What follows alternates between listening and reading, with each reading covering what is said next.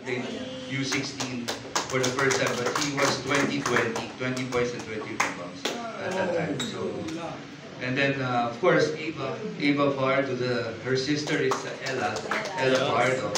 She was one of the best players from the under 16. Was really, with more than double in every game. So I think not just them scoring, but the whole team here have different talents talaga na sa palagay namin na sila yung magka-contribute just to be in one group and playing as a group together going into the games. Yes. Good morning, Edwin from Metropolis. Tinitignan ko yung kay Naomi, no?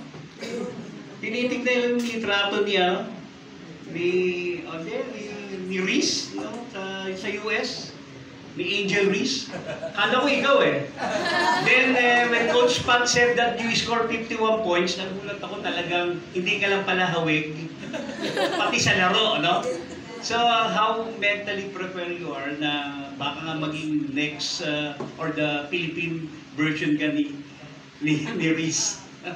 I mean, first of all, that's an honor to be compared to her. She's doing a lot of big things in the U.S., but I just want to take her mentality and, translate it to playing in the games and playing with a chip on my shoulder and putting in the work.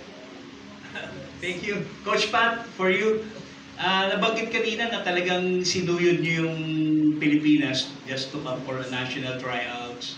So, sigurado, yung galing, talent, skills dito talagang hindi na unquestionable. No? But, syempre, meron kayong mga special na nakita or character na talagang para maging karapat-dapat sila sa national team. Ano yun? Siguro yung akin yung kagustuhan nilang maglaro. Yun, when I look at the players, how they love to play, how they want to play, how would they be part of this program that we will have. And I think they all have that mentality na. Walang prima donna? Walang prima donna dito. Good. I think we have to start with that na walang ganun.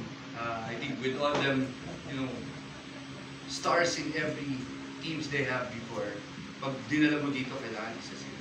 So I think yan yung kakaiba sa team na binubuo namin palagi.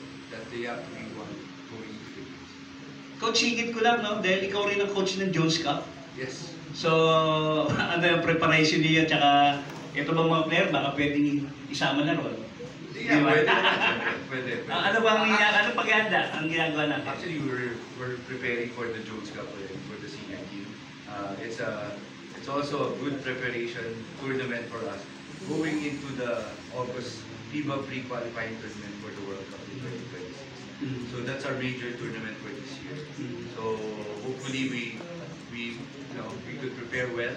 I think makumpleto na kami for a month or 2 months before the tournament in July. Magandang paghahanda to. I mean, ako sobrang happy ako with what FIBA is doing. Kasi dati ang FIBA tournament would be every 2 years na. Now it's every year na with this kind of new tournament. And not only we're playing Asia, we're playing the whole world. We'll be playing Brazil, which is number 8 in the world. Hungary, which is number 16 in the world, and then Senegal, number 25. Those 3 teams were already playing last February in the Olympic qualifiers, but unfortunately they were dropped. They lost all their games. So now they're playing against this pre-qualifying, and just happy na in my experience, but playing with them, it's an honor na ma-represent natin yung country natin and against these tough teams, and hopefully we can compete at the highest level as we can. Coach, isa pa. Yep. Right now, sino ang starting five mo?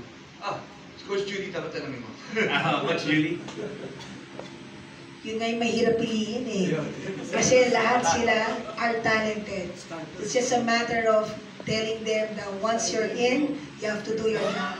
So wala kaming starting five. Sometimes we have to mix them up. Mas maganda yon para lahat sila always ready kung sino man yung magiging ka-teammate niya. Before we go to the next question, we'd like to acknowledge our good friend na hindi napakilala kanina. Media Relations Officer of Gilas Philippines, Coach Virgil Bizalito. Okay, Clyde Mariano, then Bong.